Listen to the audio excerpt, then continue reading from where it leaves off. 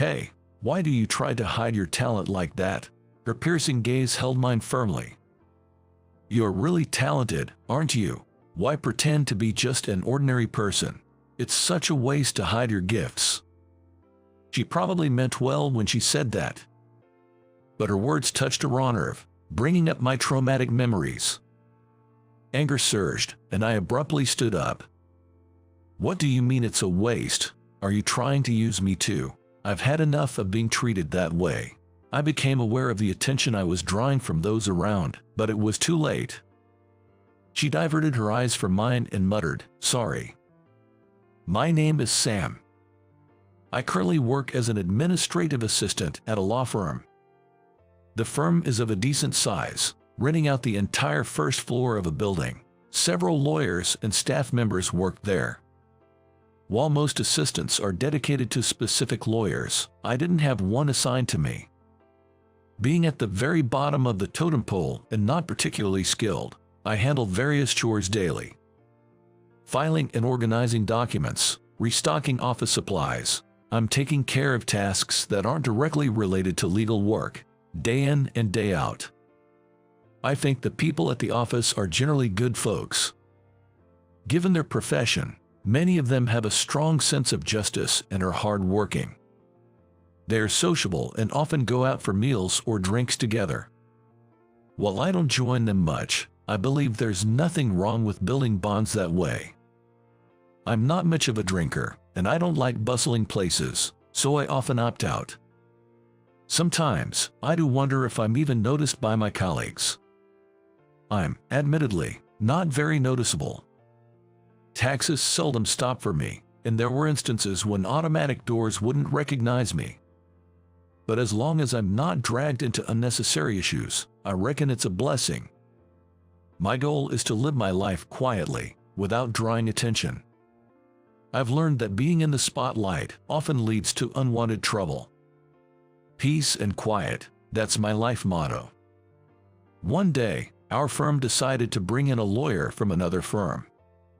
She was reputed to be exceptionally talented, having won numerous difficult cases. You aren't assigned to anyone, are you? Would you mind assisting Catherine with her tasks? The chief said so, and gave me a light pat on the shoulder. I could feel the eyes of my co-workers on me. While some looked envious, the attention was more painful than flattering to me. My name is Catherine Smith. Pleased to meet you. She, with her short, stylish hair, exuded a cheerful energy. Her sleek black pantsuit accentuated her tall frame, making her look more cool than most men I knew. You must be Sam. Nice to meet you. Her hand, reaching out for a handshake, was considerably smaller than mine, reminding me that, after all, she's a woman. Catherine lived up to her reputation and proved to be outstanding. Handling multiple projects at once, she worked like a demon. She had an incredibly quick mind and handled tasks with immense speed. She had a great reputation in the office. In less than 3 days, she seemed to match everyone's faces with their names and quickly fit right in. Working with her was an honor, but I felt a little intimidated. Catherine was very skilled and fast-paced in her work. As a result, I was expected to keep up with her speed. Working silently by her standout presence was indeed a challenging task. Sam, I need the documents for yesterday's case. I have them right here. Also, I've indexed and organized similar past cases by importance and relevance. Great. Did I ask for that? I've never had someone anticipate my needs so accurately. It makes things easier. Oh, well, sorry for taking the initiative. Why are you apologizing? I'm complimenting you. Catherine said with a hearty laugh. Let's get to work. Sam, can you compile the documents for this case next? Also, we have a client meeting at 4 p.m., so please attend and take notes, then. Wait, hold on a second. We don't have time to wait. Let's get going. Catherine smiled brightly and stacked several files in front of me. The pile was so high it seemed like it would topple over at any moment. And at Catherine's desk, An even taller tower of files awaited her, which she was devouring with intense focus. Seeing her like that, I truly believed she was a work demon. "Sam, I'm going on a business trip." Catherine, who was supposed to meet the chief, suddenly burst out of the office saying that. Caught off guard, I watched as she efficiently packed her things. "Right now?" "Yes." The chief asked me. "I'll be in Chicago overnight. I'm taking over a client from the chief, and I've also been invited to a company's founding party, so get ready for that too." "A party? I've never been to one of those." "Just relax. Think of it as an opportunity to enjoy some good food. You need to get used to these kinds of events, right? Honestly, I'm not comfortable in glamorous settings. It feels like I don't belong." I wasn't thrilled, but it's part of the job. That's what I told myself as I reluctantly nodded. The client Catherine took over from the chief was the legal consultant of a major hotel company. The chief is a great lawyer, but often talks about wanting to retire soon, so it seems he's passing his work to Catherine and other lawyers in the firm. The current hotel CEO is the third generation, having recently taken over. Our chief had a close relationship with the previous CEO, so it probably made sense for the transition to happen now. The meeting went smoothly, and then it was time for the evening party. It was held in a fairly large hotel with a spacious banquet hall, and there were many attendees. Looks like there are a lot of local dignitaries and executives from nearby companies. Yes, there are so many people. Even though it's just started, I was already feeling overwhelmed by the people. The dolled-up folks were shining too brightly for my eyes. It's too bright of a world for a guy like me who prefers to stay in the shadows. Catherine, in a black outfit paired with bold accessories, blended seamlessly into the glamorous environment. As for me, I chose a decent tie and pocket square, but my suit was pretty much my usual. I tried to pick something that wouldn't make me stand out, but I was sweating bullets, worrying I'd stick out like a sore thumb. "Miss Smith, thank you so much for coming today." The hotel CEO came over to greet us. "Thank you for having me. It's truly an honor. There's food over there, so please enjoy at your leisure." With that, the CEO went to greet other attendees. I hear it's crucial to make the rounds and greet everyone at these events. Is this the social elite? A world I'm sure I'm not a part of. While I was lost in thought, several men approached Catherine. "Are you the attorney, Miss Smith? I've heard so much about you." An older gentleman greeted her with a warm smile. Catherine, on the other hand, responded with a smile but seemed not to recognize him. I whispered to her, "That's the executive VP of the Miller Group. The chief has been their consultant." Catherine gave a slight nod and began conversing with the executive VP. "We've heard great things about the Miller Group's new venture." "Oh, you have? That's good to hear. Yes, it's the result of many years of work." The executive VP enthusiastically promoted his company, and Catherine smiled and nodded in response. Seeing her at the center of attention, people gathered around to join the conversation. Watching her handle the crowd, I couldn't help but be impressed. Wanting a break from the bustling event, I decided to step out and head to the restroom. Stepping out of the hall, the quietness felt like a different world, a welcome respite from the overwhelming crowd. The nearest restroom was occupied, so I headed further down the hall. On my way back, I noticed a little girl, maybe about to start elementary school, sitting on a bench, crying. Looking around, there didn't seem to be any parents nearby. No hotel staff in sight either. I couldn't just leave her there, so I approached her. "Are you okay?" I squatted down to be at eye level with the crying girl. She looked surprised and shook her head, tears still streaming. I wondered if she might not understand English. I then asked in Spanish. But she still shook her head. Not Spanish either. Let me try some other languages." I decided to address her in every language I knew. French, Italian, and then German. She seemed to react slightly to the German, so I asked slowly, "Did you get separated from your parents?" She nodded. I remembered that there were visitors from Germany attending the party. They were old friends of the hotel's owner. If I could get her back to the event, the staff would likely find her parents. "I'm attending the party too. Would you like to come with me?" She gave a small nod and took my hand. Nicole, oh, thank goodness.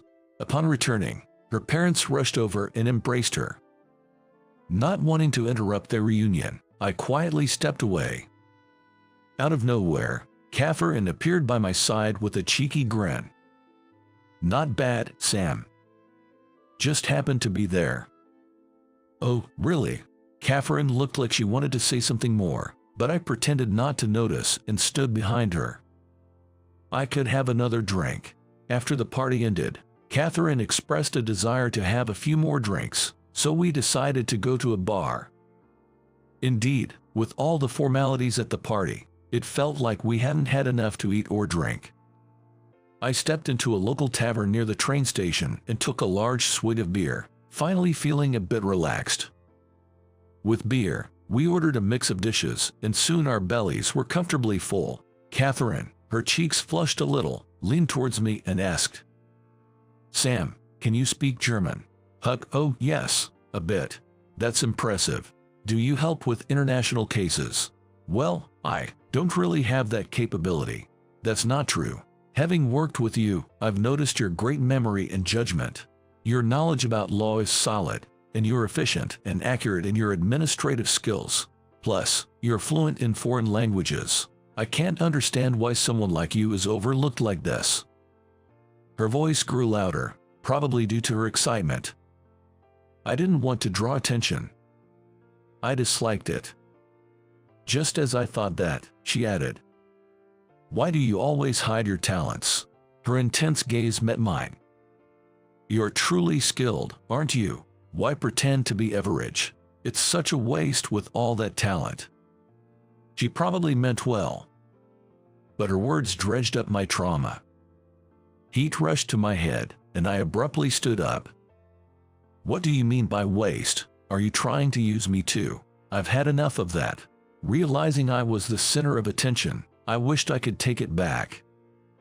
Catherine averted her gaze, murmuring, "I'm sorry." After that, Catherine and I barely spoke as we left the tavern. The next morning, we boarded a train back to the office. There was an awkward silence. While lost in my thoughts, Catherine suddenly bowed her head and said, "I'm sorry, Sam. I spoke without thinking last night. Everyone has their reasons, and I shouldn't have pushed my views on you. I overreacted too. There were some past incidents." Huh? Catherine looked at me intently, tilting her head slightly. I wished I could be as strong as her. Maybe then, I wouldn't be so affected. Being strong might help me move past things. Considering that, maybe it's not a bad idea to share my past. I was what you'd call gifted. Once I learned something, I'd never forget. In fact, I'd never forget anything I saw. That memory was my special talent. As a kid, I loved learning, and I'd read numerous thick encyclopedias even before elementary school. Everyone called me a little professor. It was fine when I was little, but as I grew older, the gap between me and my friends became evident. School was too easy and boring for me. Being taught the same thing over and over was excruciating. I just read books during classes. I was often scolded by teachers and started to resent school. My parents understood and supported me, which I believe is the reason I'm able to lead a normal life today. Otherwise, I might still be shutting myself in. The turning point was during college applications. Not finding any domestic universities appealing, I decided to study abroad. I loved studying. That's why I wanted to dive into an entirely new world. I went to Oxford University.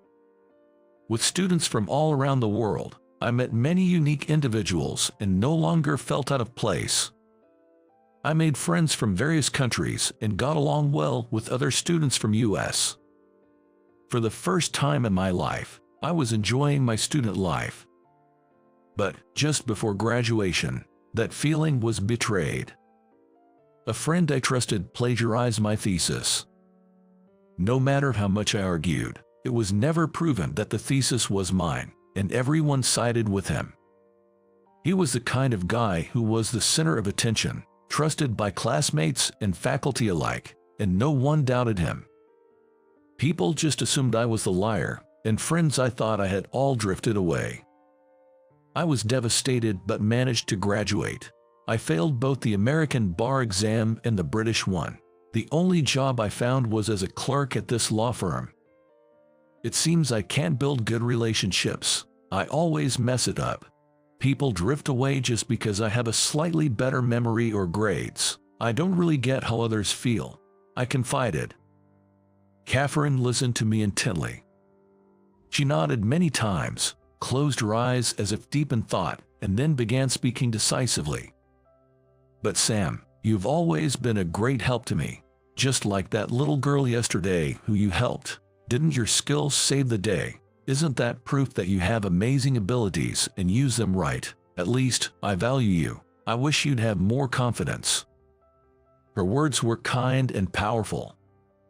But all I could do was nod in response. Sometime after our trip to Chicago, Catherine got a tough case. The case was about defending someone wrongfully accused of harassment. Everyone was sure it was a losing battle.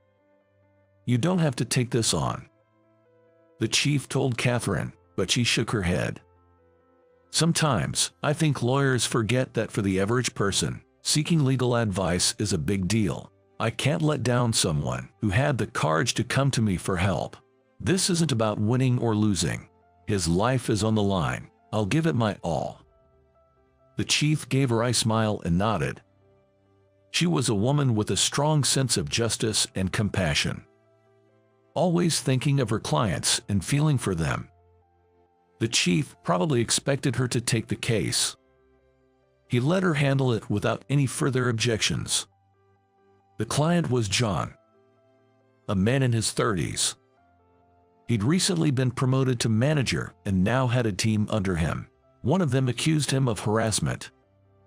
She was taken to an empty meeting room and pressured into a relationship. When she refused, she claims she was overloaded with work, and when she couldn't handle it, she was verbally abused.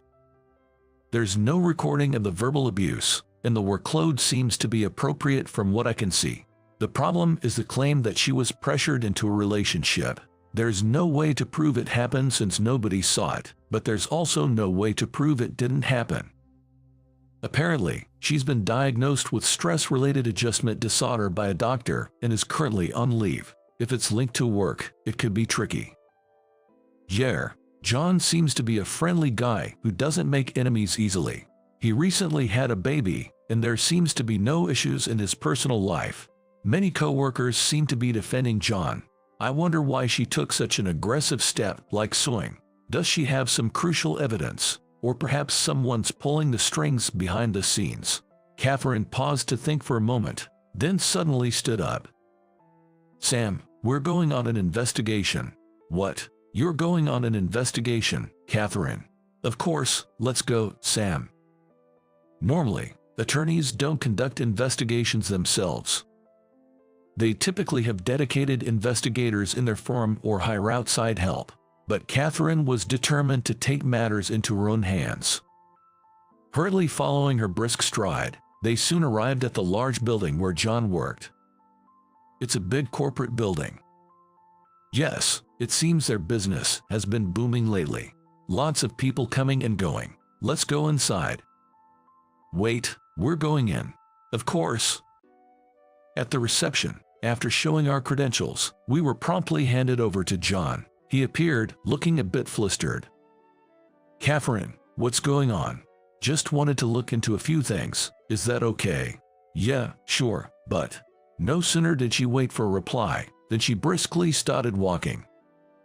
After briefly inquiring about the office layout and nature of the work, she headed to the meeting room where the alleged harassment occurred.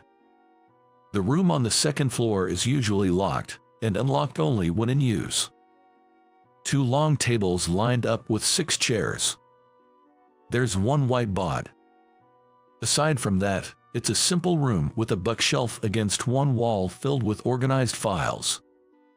The late afternoon sun was shining through the window. Feeling it was a bit too bright, I tried to lower the blinds, but they seemed to be caught on something and wouldn't come down. Maybe it's broken. Well, if it's not used often, I guess it's not high on the repair priority list. Catherine's attention quickly shifted elsewhere. Not much new information here, I observed. Yeah, John seemed like a typical nice boss. Doesn't seem like the type to harbor resentment. We need to dig deeper, Catherine mused, tapping her chin thoughtfully. As I looked away from her deep in thought, my eyes met those of a tall man in a suit. A liar's badge adorned his chest, and it was immediately evident that everything he wore was high-end. "You're Sam, right?" he asked with surprise in his voice. It was someone I never wanted to see again. Avoiding his gaze, I looked down, but my reaction confirmed my identity to him. He smirked, sizing me up from head to toe. Well, you haven't changed a bit, have you? So you failed the bar exam, huh? No use being a genius if you hit rock bottom. Guess being a lawyer wasn't in the cards for you. Just goes to show, no matter how much knowledge you have, if you lack character, you're no good. Feeling humiliated by his words, I couldn't bring myself to look up. Stepping in front of me protectively was Catherine. "Excuse me, there are things you can and can't say, even to acquaintances. He's my assistant. I won't tolerate anyone belittling him." Taken aback by Catherine's sudden intervention, the man quickly recovered. Still smirking, he glanced at me condescendingly. "Oh, so you're still in the legal world. Tougher than I thought." Without responding, I continued to avoid his gaze. He then addressed Catherine. "You're Catherine, the lawyer, right? I'm also a lawyer. My name is Robert. I presume we'll be facing off in court soon. Nice to meet you." "What do you mean? I'm the attorney representing the plaintiff in this harassment lawsuit against this company," Robert stated before offering a curt bow and leaving. What a sleazebag. His name was Robert, right? You know him. Jess, do you remember when I told you about college? He's the guy, the one who betrayed me. A memory I'd never forget. He stole my thesis and took everything from me. I showed him my paper because I trusted him. Instead of feeling guilty, he laughed and called me foolish for being so naive. I've heard rumors about a lawyer who'd do anything for money. One who'd stoop to any low to win. I think his name was Robert. Sounds like something he'd do. Let's uncover the truth, Sam. Something's fishy about this case. Catherine's eyes were fixed intently on what lay ahead. Regarding John's wife's family home, Jess, her father runs a company. They're quite well off, or so I heard. How's John's wife now? She's been shaken by the whole ordeal and is staying with her folks. John mentioned that her father is pretty steamed about what's gone down and is pushing for a divorce.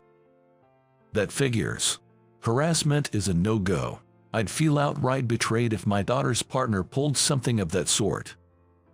As we carried on with the investigation, it turned out that John's wife comes from a moneyed background. It didn't strike me as pertinent at first, but as I pieced things together, something didn't jive. The plaintiff had the lowdown on John's in-laws despite John keeping mum about it at work. They yacked about it over drinks once, raised a red flag. Thinking they can milk the in-laws for a hefty settlement, maybe, could be. Plus, it came to light that Robert and the plaintiff are old acquaintances. There's chatter about them being spotted together. The picture's getting clearer. Looks like Robert might have egged the plaintiff on. Now it boils down to nailing down the proof that John's clean. Catherine sighed, perusing the files we'd gathered. The room where the alleged impropriety went down was reserved in John's name, all right. Everything was copacetic on that front. John claimed he was just there solo, sorting out some paperwork. but with it being a private room and all, there wasn't any way to substantiate his alibi. Testimonies were consistent about the plaintiff being AWOL from her desk at the time. Proving John's innocence with things stacked like this was going to be an uphill battle. Then, out of nowhere, a mental snapshot hit me. The scene inside that meeting room I checked out. Files stacked to the gills and bookshelves, the window catching the tail end of the sunset, and the blinds were out of order. What was outside the window? A pay-to-park lot.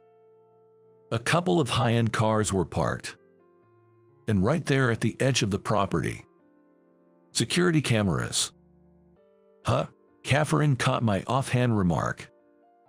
I got a gander at the lot next to the meeting room, noticed a few fancy cars, thought it was odd. Then I clocked a security cam in the corner. They might have kept the footage. That's some recall. Let's hoof it over there and take a gander. Hustling, Catherine lashed onto my hand, and we dashed off. We got in touch with the head honcho of the parking premises and got a look at the camera footage. And there it was, as clear as day. John, parked by the window, working solo for the longest time. We've struck pay dirt on proving he's innocent. With that, Catherine gave me a reassuring tap on the back. It was the first time I felt my memory had truly served someone. Court day. I was waiting in the office for Catherine's return. Clerks can't go to the court, even if they are direct subordinates. We prepared with all the materials we had, but anxiety lingered until the results came out. I'm back now. Hearing a cheerful voice, I turned to see Catherine had returned. Her expression seemed bright, but how did it really go? Just as I pondered this, our eyes met. Catherine gave me a full-blown smile and a triumphant thumbs up. I couldn't help but smile, lowering my head in gratitude. It's all thanks to Sam, thanks to his research and materials. We won. He's really outstanding. That evening at the bar, Catherine cheerfully repeated this several times. Others chuckled and nodded in agreement. Sam is pretty quiet, isn't he? Soft-spoken and always seems to be working diligently by himself, said Bob, a young attorney, pouring more beer into Catherine's glass.